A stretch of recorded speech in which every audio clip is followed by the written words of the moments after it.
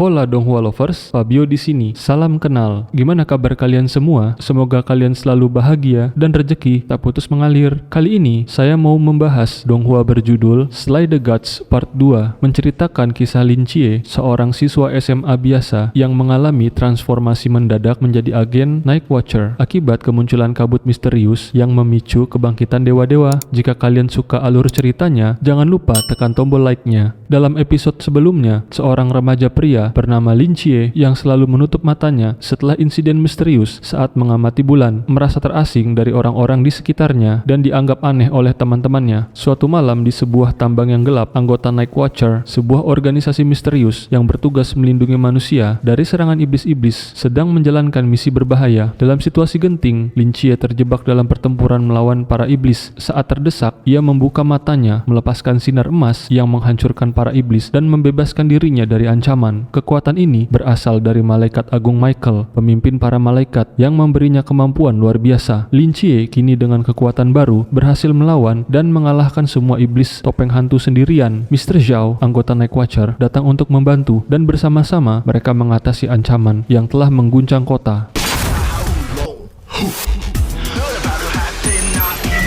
Cerita dimulai di suatu tempat misterius yang dikenal sebagai gereja dewa kuno yang dikuasai oleh organisasi fanatik yang sangat memuja keberadaan dewa-dewa mitologis. Terdapat patung-patung dewa kuno seperti Hel, Brahma, dan Hades yang dianggap sebagai penguasa neraka. Para anggota sekte ini menyembunyikan identitas mereka dengan jubah hitam dan tudung yang selalu dikenakan. Dalam sebuah pertemuan di aula orakel, pemimpin mereka mengumumkan kabar mengejutkan. Malaikat agung Michael telah lahir. Para pengikut sekte itu berbisik tak percaya, namun penuh kegembiraan karena mereka yakin kekuatan Michael akan berguna bagi organisasi mereka. Tujuan mereka adalah membawa agen Divine itu alias Lin Chie kembali dengan utuh. Salah satu anggota sekte tersebut kemudian diberi tugas penting untuk mencari dan membawanya pulang hidup-hidup.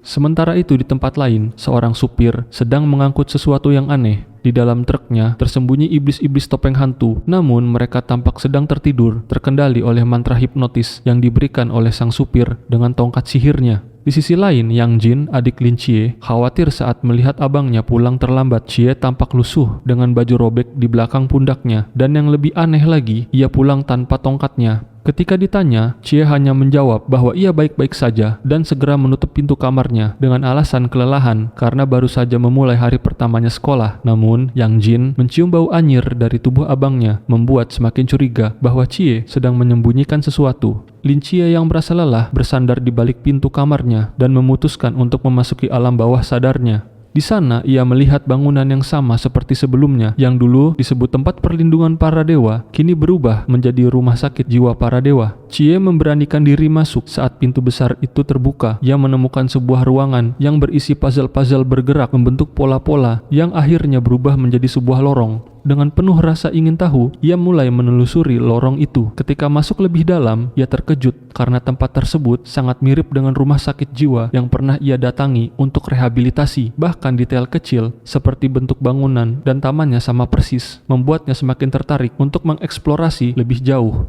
Ia memasuki lorong dengan banyak pintu yang masing-masing memiliki lambang unik. Saat ia mencoba membuka salah satu pintu, ia teringat akan papan bertuliskan Rumah Sakit Jiwa Para Dewa. Ia merenungkan makna di balik nama itu. Namun saat mencoba membuka pintu tersebut, ia mendapati pintunya terkunci. Ia terus memeriksa pintu-pintu yang lain satu persatu, namun semuanya terkunci rapat. Tidak ada yang bisa dibuka. Lin Chie kemudian menuju ke ruangan terakhir yang memiliki lambang bulan sabit. Saat itu, ia memegang gagang pintu. Ia menyadari bahwa ini adalah satu-satunya pintu yang bisa dibuka.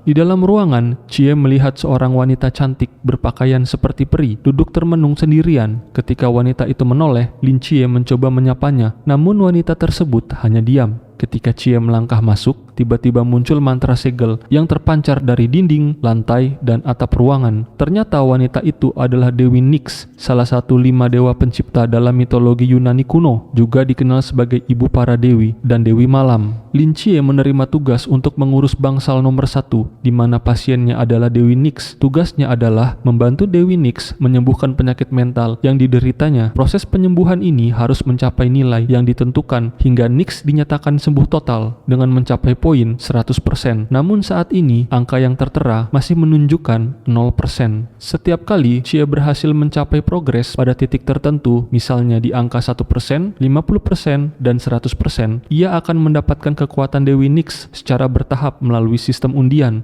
Progres ini menjadikan kunci bagi Chie untuk tidak hanya menyembuhkan Dewi Nyx, tetapi juga untuk memperoleh kekuatan yang akan membantunya dalam misinya. Chie mencoba menyapa Nyx dari dekat, dan tiba-tiba Dewi Nyx terkejut. Ia menatap Chie dengan tatapan sedih dan berkata, "Akhirnya aku menemukan anakku." Lalu berdiri dan ingin memeluk Chie. Kebingungan, Chie bertanya-tanya apakah wanita ini mungkin adalah ibunya karena ia sendiri tidak tahu siapa orang tuanya. Namun ternyata ini adalah kesalahpahaman. Alih-alih memeluk Chie, Dewi Nyx malah menggendong kendi yang ia kira sebagai anaknya Hypnos. Chie menyadari bahwa Dewi Nyx memang mengalami gangguan mental yang serius. Dewi Nyx terus mondar-mandir di ruangan itu sebelum akhirnya lelah dan menangis. Di tempat lain, anggota Night Watcher sedang berkumpul. Hong Ying bertanya, apakah agen Divine Malaikat Agung Michael telah meninggalkan mereka? Namun, Zhao Kongcheng menjelaskan bahwa Lin Chie kembali ke sekolah karena lupa membawa tasnya. Tetapi anehnya, ia tidak kembali lagi. Mr. Zhao berjanji akan mencarinya di sekolah esok hari. Keesokan harinya terjadi kejadian lucu di mana Mr. Zhao mencoba menenangkan seorang anak yang menangis. Chie justru lewat di hadapannya tanpa disadarinya. Zhao kemudian mulai menggambar sketsa wajah Chie dan bertanya kepada orang-orang apakah mereka mengenali orang dalam gambar itu. Sementara itu, Lin Chie pergi berkonsultasi dengan seorang psikiater tentang gangguan jiwa yang dialami oleh Dewi Nyx yang ia sebut sebagai temannya. Ia juga mulai mempelajari lebih dalam tentang ilmu psikiatri dan psikologi sambil mendalami mitologi Yunani untuk memahami latar belakang dan sejarah Dewi Nyx.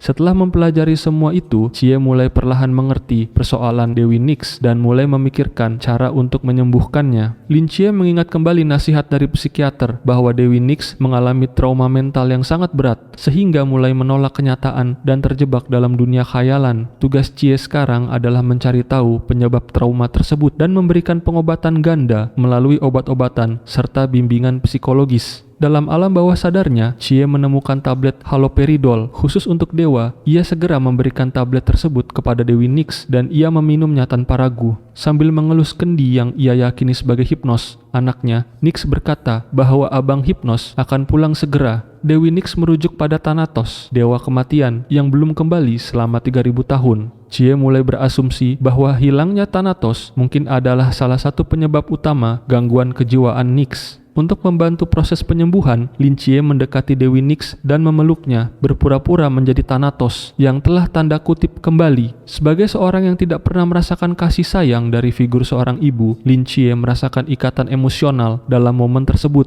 Dewi Nyx yang terharu memeluk Chie dengan erat, air mata emas mengalir dari matanya. Pada saat itu pula, sebuah notifikasi muncul. Kemajuan penyembuhan Dewi Nyx telah mencapai 3%. Sebelumnya Chie diberitahu bahwa setiap kali ia mencapai titik penyembuhan tertentu, 1%, 50%, dan 100%, ia akan mendapatkan kekuatan Dewi Nyx secara bertahap melalui undian. Karena penyembuhan telah melewati 1%, Chie berhak mengikuti undian untuk mendapatkan kekuatan Nyx. Setelah pengundian, Chie mendapatkan kekuatan yang disebut penari malam bintang. Meskipun namanya terdengar aneh, kekuatan ini sangat luar biasa. Pada malam hari, kekuatan tersebut memungkinkan Chie meningkatkan kecepatan, kekuatan, daya tahan, serta memperkuat sistem kekebalan tubuhnya. Dengan penuh semangat, Chie mencoba kekuatan barunya dengan melakukan parkur di tengah kota pada malam hari.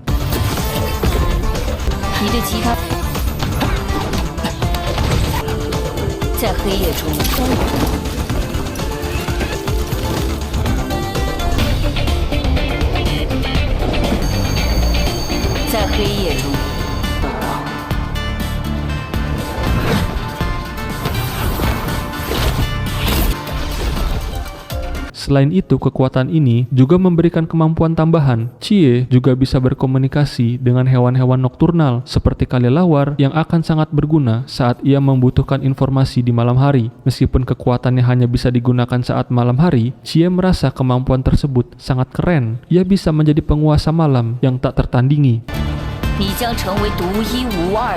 Let's go back to the back.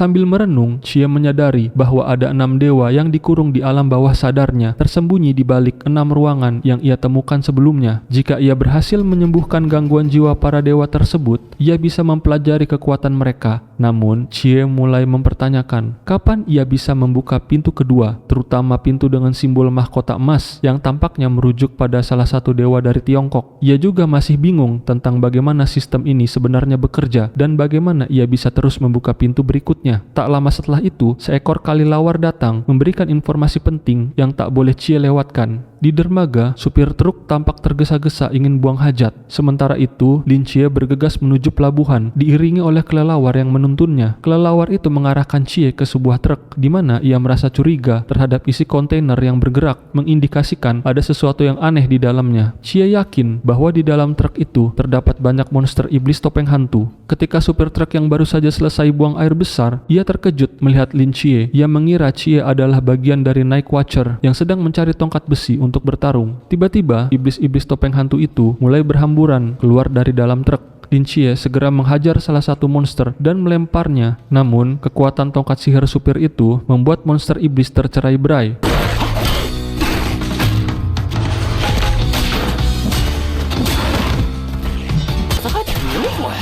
Lin Chie dengan lincah melibas semua iblis yang menyerangnya dari berbagai arah menggunakan kekuatan dan kelincahan hanya dengan memakai tongkat besi. Ia kemudian mengaktifkan kekuatan penari malam bintang yang memancarkan sinar berwarna ungu, membuatnya semakin lincah saat terdesak. Ketika diserang, ia mengaktifkan kekuatan malaikat agung Michael yang memancarkan cahaya kuning sehingga ia dapat melepaskan diri dari cekikan dengan mudah. Kombinasi kekuatan Dewi Nyx dan malaikat agung Michael membuatnya sangat kuat dan gesit dalam menghadapi banyak iblis sendirian. Sementara itu, sang supir memotong rantai besar dengan tongkat sihirnya dan kontainer besar itu hampir jatuh menimpa Lin Chie. Namun dengan kecepatan Dewi Nyx, Chie berhasil menghindari dengan gesit. Saat ia mencoba memukul supir dengan tongkat besi, senjata Lin Chie tiba-tiba pecah ketika supir itu menahannya dengan tongkat sihirnya. Namun, adegan menjadi semakin keren ketika Lin Chie dengan cepat mengambil serpihan tongkat besi itu satu persatu. Berkat kecepatan yang diberikan oleh kekuatan Dewi Nyx, seolah-olah ia bergerak dalam kilatan. Lalu, Lin Chie segera melemparkan semua serpihan tongkat besi ke sekelilingnya dengan kemampuan malaikat agung Michael. Ia menciptakan tekanan super kuat yang meratakan semua iblis di sekelilingnya.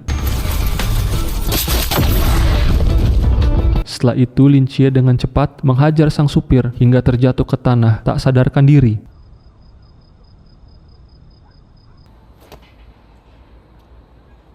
Setelah pertarungan berakhir, Lin Chie melalui rooftop. Namun naas ia terpeleset dan jatuh tepat di pangkuan Mr. Zhao. Mereka saling berpandangan, terkejut dengan situasi yang tiba-tiba. Mr. Zhao pun merasa kesal karena sudah lelah mencari Lin Chie seharian. Tanpa banyak bicara, ia menggendong Lin Chie dan membawanya ke sebuah hotel. Di dalam hotel, Zhao banyak mengajukan pertanyaan basa-basi kepada Lin Chie. Ia bertanya, apakah Chie sudah bertemu dengan Michael, mengapa Michael mencarinya, dan kemampuan apa yang diberikan kepadanya. Pertanyaan-pertanyaan tersebut terus mengalir hingga Lin Chie merasa bosan mendengar semua pertanyaan itu. Lin Chie bertanya-tanya tentang keberadaan dewa. Apakah dewa benar-benar ada? Mr. Zhao menjawab dengan keyakinan bahwa dewa-dewa itu memang ada, kemudian melanjutkan penjelasannya. Kabut misterius yang muncul pada tahun 1920 melanda dunia dan mengubah Daxia menjadi pulau terpencil. Selama 2 tahun pertama setelah kabut itu muncul, para pengamat mulai mencatat kemunculan makhluk mitos pertama, yaitu Leviathan, sang naga kekacauan. Sejak itu, dewa-dewa legendaris secara bertahap mulai diamati, termasuk malaikat agung Michael, sang malaikat api dengan kode 003. Tanpa alasan yang jelas, malaikat agung Michael pernah membelah sebuah gunung berapi dengan pedangnya, dan di dalamnya terdapat entitas lain yang disegel oleh rantai, yaitu Lucifer, sang malaikat jatuh dengan kode 004. Selama ratusan tahun, lebih dari 100 dewa telah diamati, mencakup hampir dari semua mitologi dari berbagai belahan dunia. Namun, dewa Daxia atau dewa-dewa mitologi Tiongkok tidak pernah ditemukan. Semua orang bingung dengan ketiadaan dewa-dewa seperti dewa Erlang dan Fuxi. Dapat dikatakan bahwa semua dewa Daxia hilang tanpa jejak. Para ahli berteori bahwa hilangnya dewa-dewa Tiongkok mungkin berkaitan dengan fakta bahwa kabut misterius tidak menyelimuti Daxia. Namun beberapa tahun terakhir menunjukkan bahwa tidak lama lagi dewa-dewa dari negara barat akan memulai konflik dengan Daxia. Lin Chie mendekat dan bertanya, "Kamu juga kena penyakit mental ya?"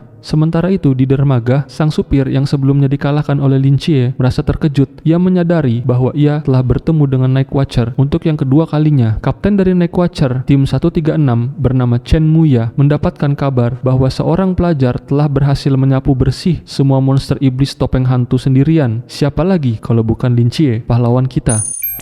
Begitulah alur cerita Slay the Gods Part 2. Masih banyak misteri yang menyelimuti, terutama tentang kapan Chie bisa membuka pintu-pintu lainnya di rumah sakit jiwa para dewa. Semoga cerita ini bisa berkembang menjadi sesuatu yang menarik dan unik. Kita nantikan kisah Lin Chie di Slay the Gods Part 3. Akhir kata, setiap kesalahan adalah pelajaran berharga yang membawa kita lebih dekat pada kebijaksanaan. Teruslah berjuang dan percayalah pada kekuatanmu. Saya Fabio, sampai jumpa di video selanjutnya. Bye-bye.